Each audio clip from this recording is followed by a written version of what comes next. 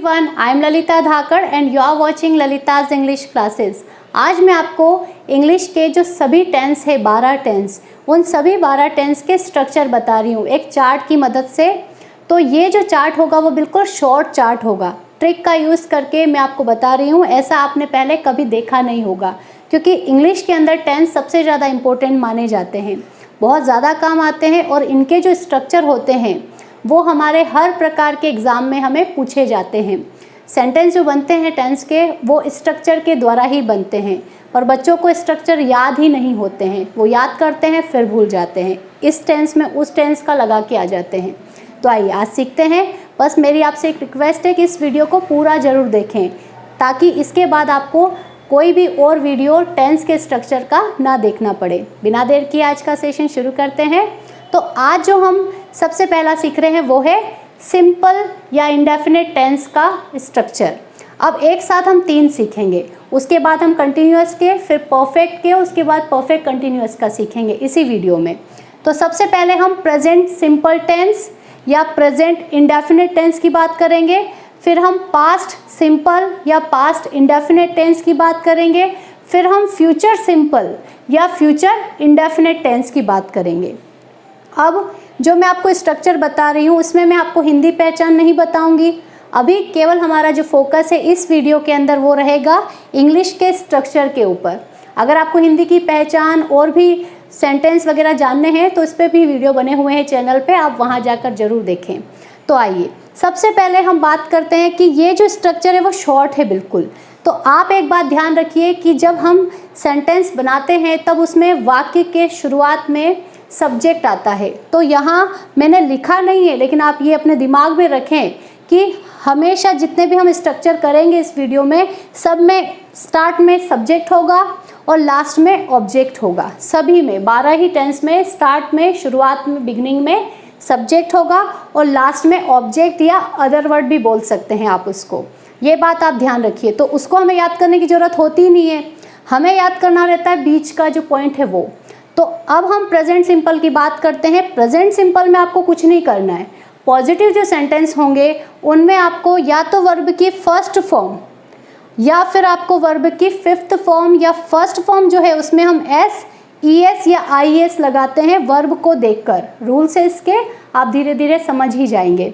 तो या तो वर्ब की फर्स्ट फॉर्म या वर्ब की फर्स्ट फॉर्म में एस, ईएस या आईएस, इन दोनों में से किसी एक का उपयोग करना है। तो आप दिमाग में याद रखें कि वर्ब की फर्स्ट फॉर्म या वर्ब की 5th फॉर्म, ठीक है, ऐसे भी बोल सकते हैं। अब ज़्यादा जब सब्जेक्ट होते हैं जैसे वे, हम, ये ज़्यादा सब्जेक्ट हैं, इनके साथ हम वर्ब की फर्स्ट फॉर्म का उपयोग करते हैं। और जो कम सब्जेक्ट होते हैं जैसे वह, किसी का एक नाम आ गया जैसे कमल, तो इसमें हम क्या करेंगे, वर्ब की फर्स्ट फॉर्म में एस, ईएस या आईएस लगाकर उपयोग करेंगे।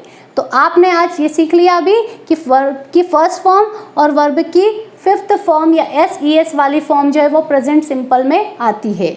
अब बात करते हैं पास्ट सिंपल या पास्ट इंडेफिनिट टेंस की। इसमें कुछ नहीं है, बहुत इजी है ये।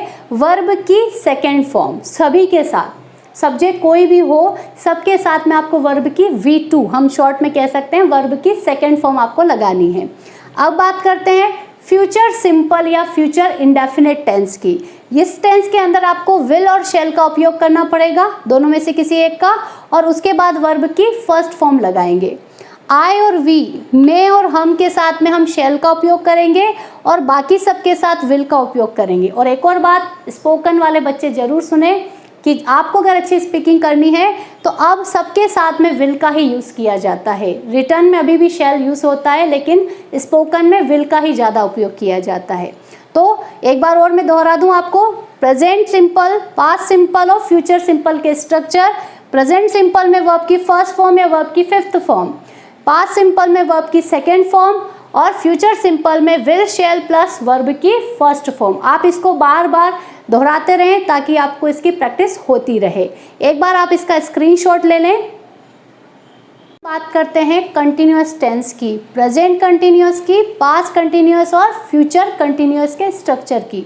तो इसमें हमें कुछ नहीं करना है। सबसे पहला जो बात आपको ध्यान रखनी है वो ये है कि हम स्ट्रक्चर को थोड़ा और छोटा बना देंगे। अब कैसे कि जो चीज़ कॉमन है वो आप ध्यान रखें बस एक बार, और उसके बाद जो एक्स्ट्रा चीज़ें हैं उसको आप याद करें, क्योंकि पूरा जब याद करते हैं हम तो हमारा दिमाग कुछ चीज़ों को छोड़ देता है, कुछ चीज़ें याद रखता है, फिर आधी अधूरी चीज़ें अगर हम लिखेंगे तो परेशानी आएगी।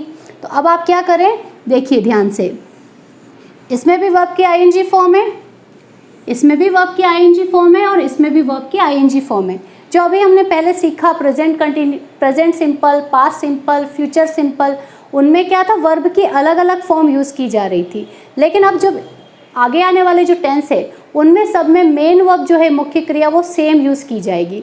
तो कंटिन्यूअस जो होता है उसमें वर्ब की आईएनजी फॉर्म ही यूज़ की जाती है तीनों में, चाहे प्रेजेंट हो, पास्ट हो या फ्यूचर हो।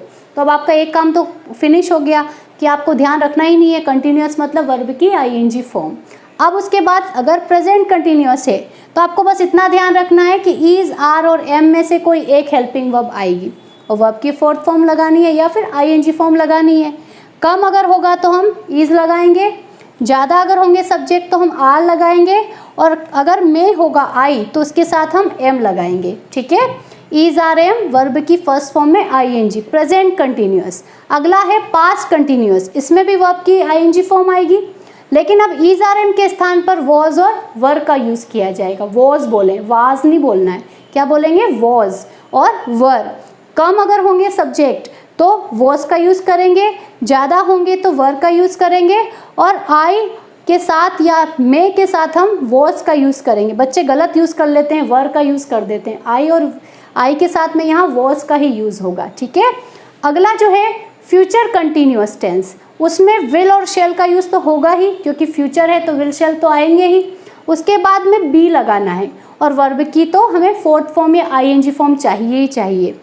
आई और वी, मैं और हम के साथ में शेल का उपयोग करेंगे, बाकी सब के साथ विल का उपयोग करेंगे। और फिर मैं एक बात वही कहूँगी कि आप सब सब्जेक्ट के साथ में विल का भी उपयोग करें तो वो गलत नहीं है। तो अब हमने ये कंटिन्यूअस टेंस के स्ट्रक्चर भी सीखे, आप बार बार इसकी प्रैक्टिस करें और स्क्रीनशॉट जल्दी से ले लें। टेंस हम सीखते हैं परफेक्ट टेंस। परफेक्ट के तीनों, प्रेजेंट परफेक्ट, पास्ट परफेक्ट और फ्यूचर परफेक्ट टेंस का स्ट्रक्चर सीख रहे हैं। तो सबसे पहले बात करते हैं प्रेजेंट परफेक्ट टेंस की। इसमें आपको अब एक और बात, जैसे हमने कंटिन्यूअस में अभी देखा था कि तीनों जो कंटिन्यूअस टेंस थे, प्रेजेंट, पास्ट और फ्यूचर कंटिन्यूअस टेंस, उनमें वर्ब की फोर्थ फॉर्म या आईएनजी फॉर्म का यूज़ किया जाता है। ऐसा का ऐसा जो परफेक्ट टेंस है तीनों, चाहे प्रेजेंट परफेक्ट हो, चाहे पास्ट परफेक्ट हो या चाहे फ्यूचर परफेक्ट टेंस हो। अब मैं आपको एक ट्रिक दे रही हूँ याद करने की, अगर आप इस टाइप से याद करेंगे तो आपको याद नहीं करना पड़ेगा, समझ लेंगे अगर आप इस टाइप से तो आप याद नहीं करेंगे और इसको आप अच्छे से केवल समझ कर ही कर पाएंगे। तो वर्ब की थर्ड फॉर्म प्रेजेंट में भी आएगी, पास्ट परफेक्ट में भी आएगी और फ्यूचर परफेक्ट में भी वर्ब की थर्ड फॉर्म आएगी।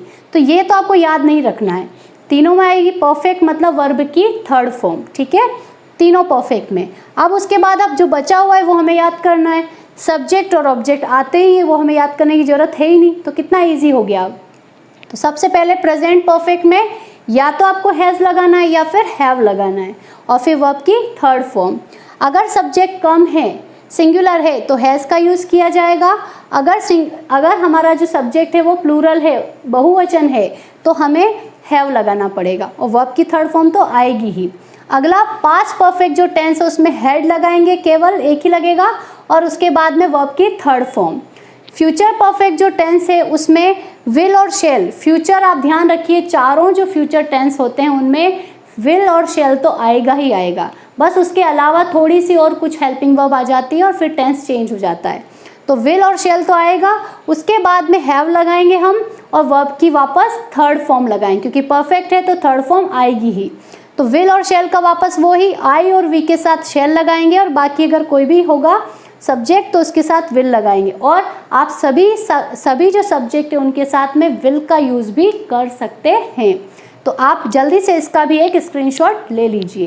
अगला जो चार्ट है हमारा वो है परफेक्ट कंटिन्यूअस टेंस का। ये लास्ट चार्ट है, अभी तक हमने नो टेंस के चार्ट देख लिए हैं स्ट्रक्चर, और अब जो हम देखेंगे वो है perfect continuous, present perfect continuous, past perfect continuous और फ्यूचर परफेक्ट कंटिन्यूअस। अब इसको समझने से पहले एक बात ये ध्यान रखिए कि कॉमन क्या है। ये क्योंकि ये जो वाला टेंस जो स्ट्रक्चर है परफेक्ट कंटिन्यूअस टेंस के, इनमें क्या होता है कि बहुत बड़ा स्ट्रक्चर बनता है, तो हम अक्सर कंफ्यूज हो जाते हैं। तो आप क्या करें, शॉर्ट करने की कोशिश करें। कैसे करेंगे मैं बता रही हूँ, देखिए ट्रिक। सब में बीन आएगा, परफेक्ट कंटिन्यूअस में बीन आता ही आता है, ठीक है। और उसके बाद में हेल्पिंग वर्ब जो होती है वो डिफरेंट हो जाएगी, और जो मेन वर्ब होगी वो ing ही रहेगी। जैसे कंटिन्यूअस है ना इसका नाम, तो इसमें ing फॉर्म आएगी ही आएगी। एक और ट्रिक है मेरे पास, अगर आप अच्छे ध्यान से देखें तो समझ पाएँ तो। टेंस देखिए, परफेक्ट कंटिन्यूअस, अभी आपने इसके पहले परफेक्ट सीखा, उसके पहले कंटिन्यूअस सीखा, तो इन दोनों टेंस को अगर मिला दें थोड़ा थोड़ा और कुछ थोड़ा सा अलग लिख दें तो परफेक्ट कंटिन्यूअस टेंस बन जाता है। कैसे, देखिए परफेक्ट की क्या ली हुई है, हेल्पिंग वर्ब ली हुई है। अभी आपने जस्ट परफेक्ट सीखा है तो आप अब देखें कि हैज़ अभी पहले भी आए थे, हैड आया था, विल शैल हैव आया था, तो वो का वही है ये, ठीक है। अब कुछ एक्स्ट्रा क्या लगा है, एक तो बीन लगा है। वर्ब की ing फॉर्म क्यों आ रही है, क्योंकि ये कंटिन्यूअस टेंस भी है, तो कंटिन्यूअस से इसने क्या ले लिया, वर्ब की ing फॉर्म ले ली। इसमें भी है, इसमें भी है, इसमें भी है। अब आपको याद क्या करना पड़ा, कुछ भी नहीं, बीन शब्द सब में ही लगाना है, और उसके बाद सिंस फॉर लगाना है, और टाइम आएगा इस टेंस के अंदर, क्योंकि कंटिन्यूअस टेंस एक पहले भी आ चुका है, उसमें टाइम नहीं आता है, और इस वाले में टाइम का यूज़ किया जाता है। जैसे वह 2 दिन से खेल रहा है, मैं कई महीनों से पढ़ा रही हूँ, आप कई दिनों से अंग्रेजी सीख रहे हैं। तो ऐसे कंटिन्यूटी की बात होती है और टाइम के साथ होता है। तो देखिए सबसे पहले प्रेजेंट परफेक्ट कंटिन्यूअस में हैज़ हैव लगाएंगे, उसके बाद बीन लिखेंगे, वर्ब की ing फॉर्म लगाएंगे, कंटिन्यूअस टेंस है इस वजह से, सिंस फॉर लिखेंगे और टाइम लिखेंगे। पास्ट परफेक्ट कंटिन्यूअस में हैड लगाएंगे, बीन लगाएंगे, उसके बाद वर्ब की ing फॉर्म लिखेंगे, सिंस फॉर इसमें भी आएगा और टाइम आएगा। उसके बाद फ्यूचर परफेक्ट कंटिन्यूअस, तो विल शैल हैव तो परफेक्ट में अभी आया ही था पहले ही, हम बीन लगा देंगे, फिर वर्ब की ing फॉर्म लगाएंगे, कंटिन्यूअस इसलिए, सिंस फॉर का यूज़ करेंगे टाइम के लिए, और उसके बाद टाइम होगा उसको लगाएंगे, ठीक है। तो इस तरह आज हमने ये चारों टेंस जो हैं, प्रेजेंट सिंपल के, कंटिन्यूअस के, परफेक्ट के और परफेक्ट कंटिन्यूअस के, ये 4 है, और 4 का अगर हम 3 में गुणा करें तो 12 टेंस हो जाते हैं। तो आज मैंने आपको कोशिश करी है अच्छे से समझाने की, आप इसको अच्छे से देखें।